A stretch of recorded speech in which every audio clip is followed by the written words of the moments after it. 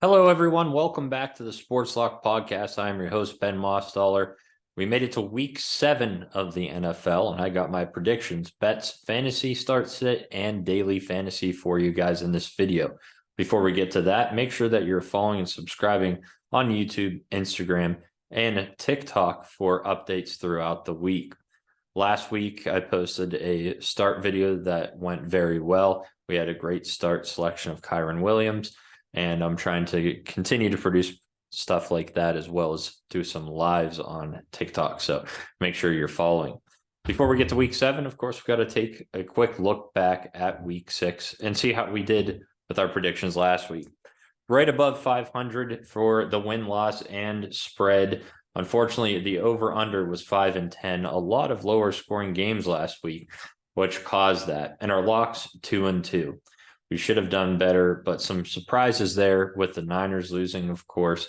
That was key, as well as the under in the Seattle-Cincinnati game, surprisingly, not going our way as well. I thought there'd be a lot more offense. It looked like that right off the bat. Then the defenses kicked it up in the second half. So that is what it looks like for week 6. Not the greatest. And if we take a look at the season overall, still 500 with the win-loss, 32 and 29. Again, not great, though. We are 30 and 31 with the spread. The over-under is that as well. And our locks are 7 and 9. So let's try in week 7 to bump those up to positive there above 500. Our week 6 daily fantasy results started with Brock Purdy having his worst game of his career. 7.7 fantasy points, 24th he ranked amongst the quarterbacks. He just struggled against that Cleveland defense. The weather was not great in Cleveland, which was a big factor, as well as they have a pretty good defense.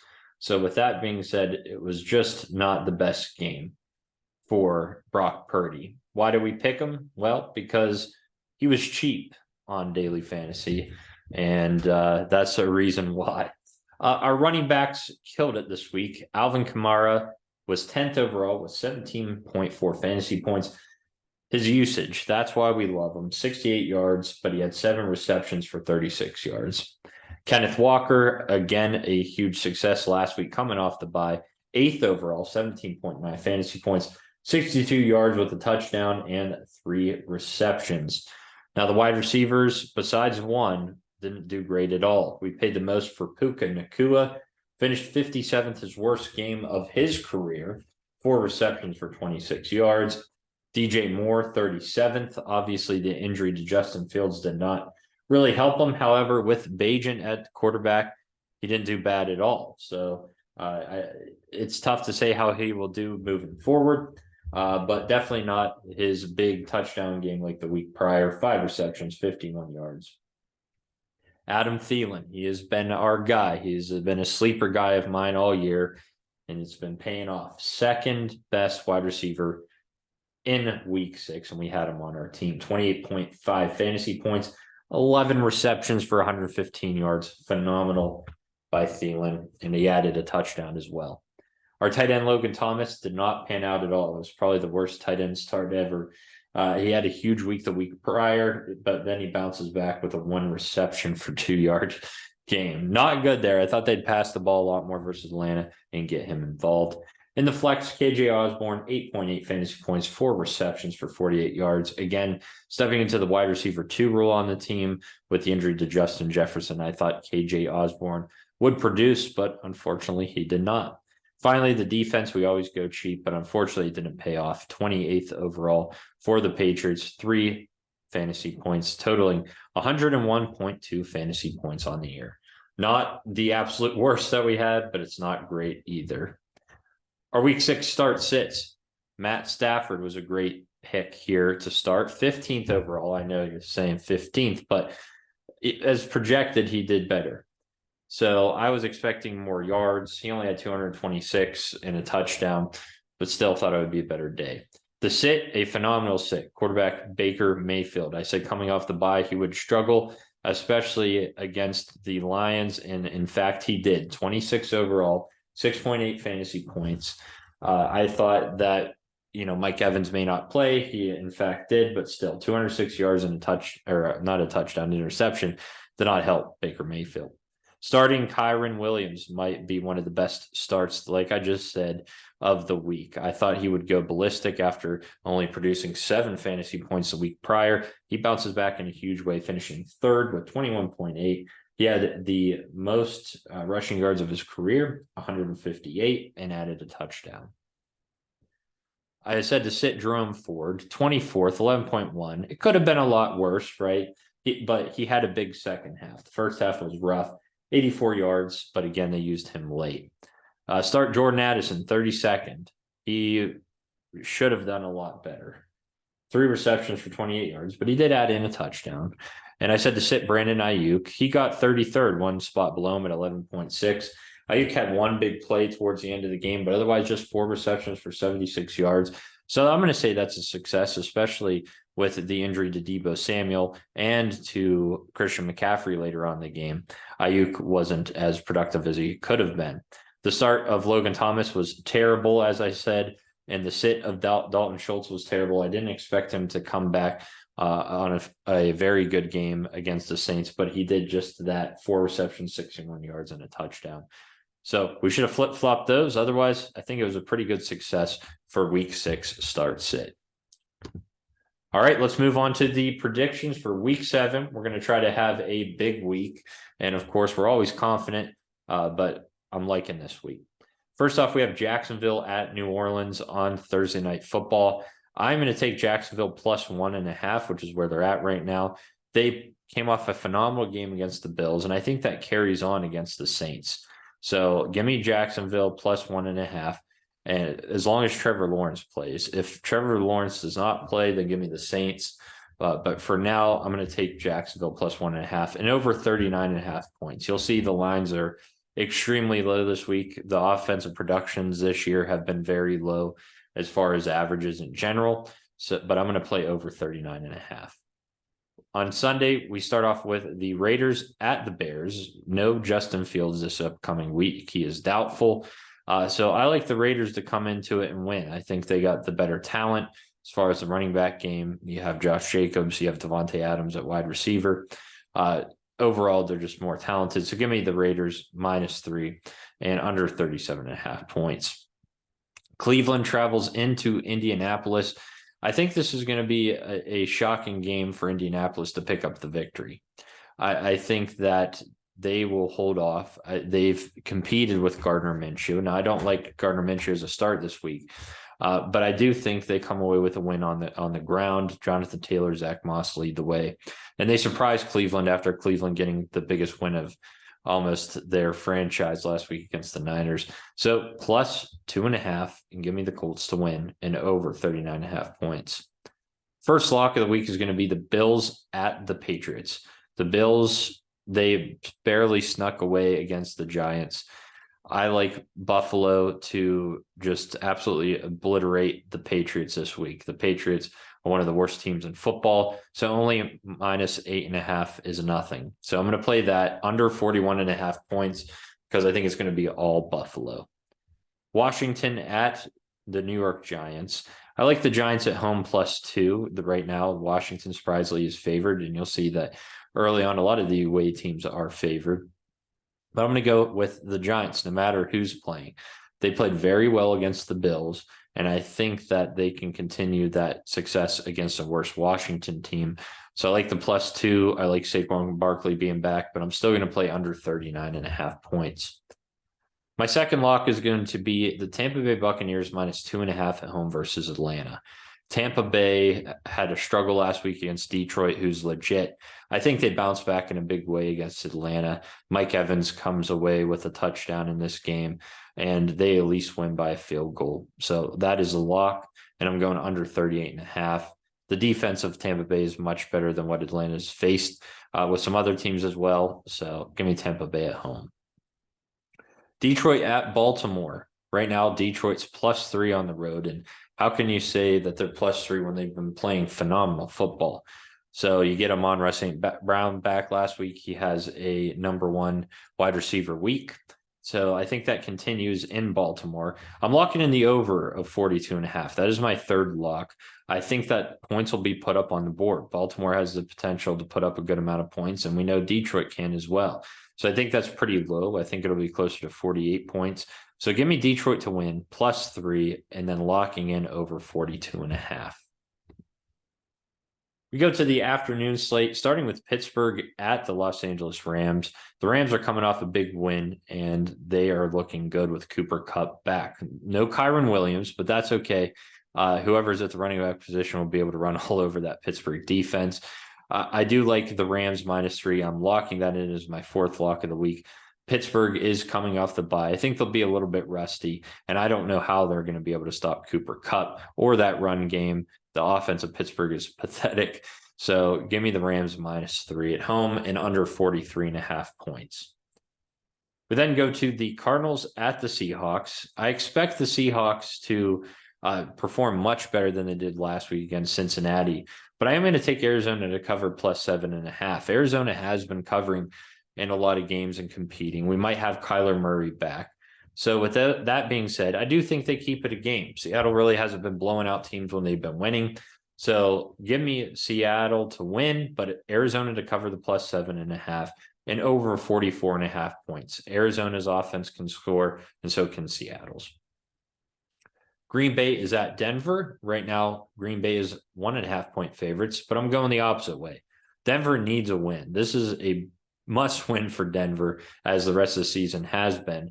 But I do think Denver does bounce back in a big way. They take care of the Packers coming off the bye week at home, +1.5. Russell Wilson, you're going to get the win under 45 points. We have the Chargers at the Chiefs. Should be a high scoring affair. That's why I'm going over 48.5 points. Both offenses are going to just attack each other. This is going to be a great game to watch. I'm going to take Kansas City, though, -5.5. I do think that they take care of the Chargers. The Chargers played the Cowboys well last week, but they still are making some mistakes. They're still not that great team. A lot of it comes from the defensive end. So I like Patrick Mahomes to pick them apart. Sunday Night Football might be the best Sunday Night Football game of the year so far. We have the Dolphins at the Eagles, two of the top dogs in the NFL. The Dolphins are plus money, +2 points heading into Philadelphia. I like Philadelphia just because they're the home team. I think this is going to be a high-scoring, fun game, over 51.5 points I'm playing. But it's hard to choose one team because Miami does look incredible, but so does Philadelphia. So I'm going with the home team in this one, Philadelphia, to win and -2. Finally, on Monday Night Football, we have the Niners at the Vikings. The Niners are a touchdown favorite.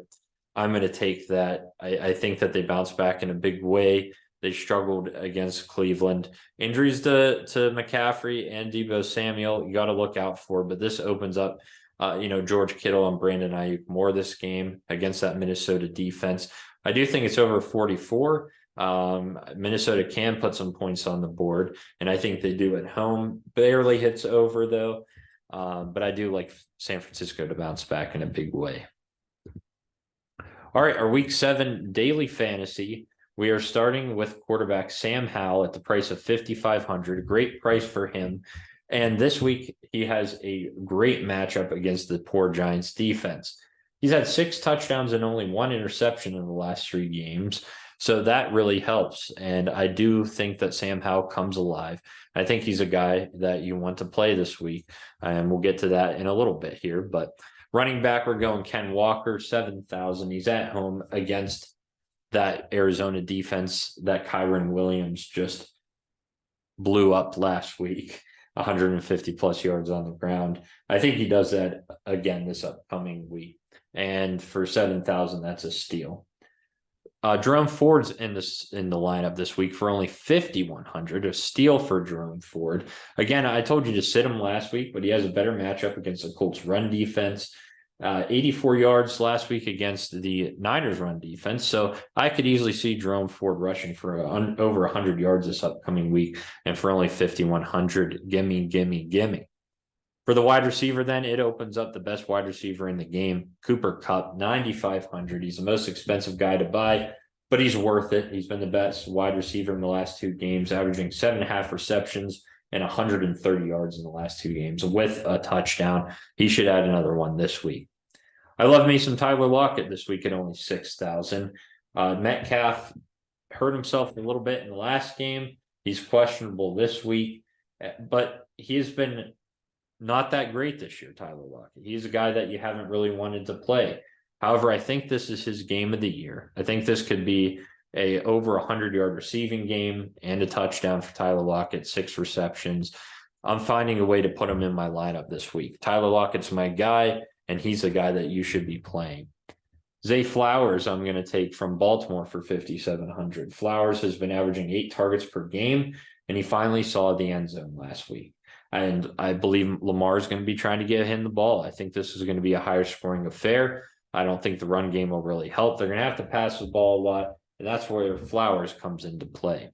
Our flex is going to be Marquise Brown of the Arizona Cardinals. He had a rough week last week, but I do think he bounces back this week against the Seahawks. He has been very well. Like I said, he's been doing well.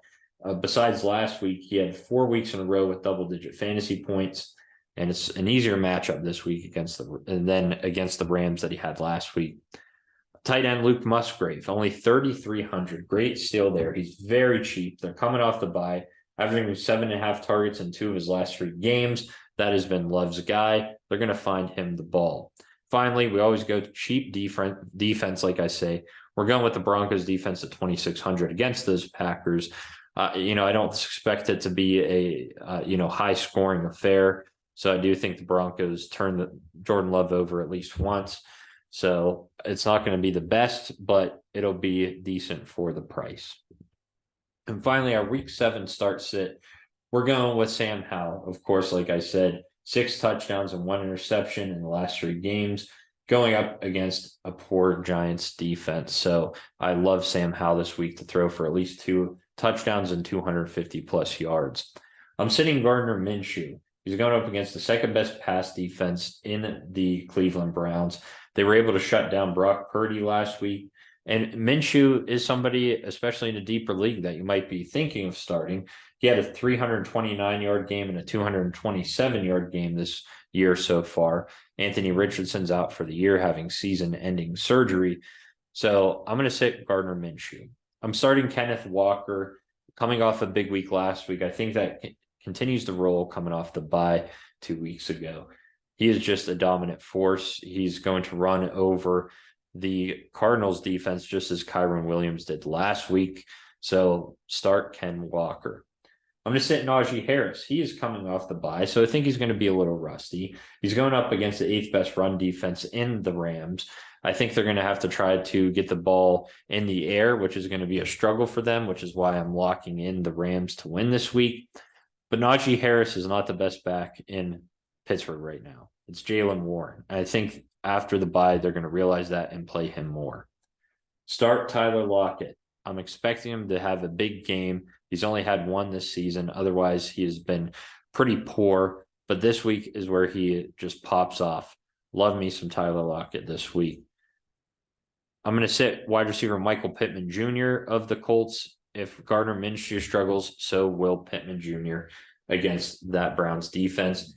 Luke Musgrave, I'm starting him. As I said before, the targets are there, 7.5 targets in the last 2 games. It's Jordan Love's guy. They're going to try to get the ball to him here in Denver. I'm going to sit Sam Laporta. I'm kind of questioning that, but the Baltimore defense is top 3 against tight ends. So with that being said, I think they're going to try to get the ball more to Amon-Ra St. Brown, and I'm going to sit him. I think he still produces with 4 or 5 catches, but no touchdowns, maybe around 10, 8 to 10 fantasy points. But for Laporta, that's a little bit underperforming. So I would be sitting him. That's it for the Week 7 podcast. Make sure if you're not following already that you do on Instagram, TikTok, and YouTube. I appreciate all the love and support. Again, if you're following me over on those sites, I post weekly content, especially on TikTok, to prepare you for the week. Let's go out in Week 7, bounce back, and have a great week. Good luck to you guys, and I'll talk to you guys next week.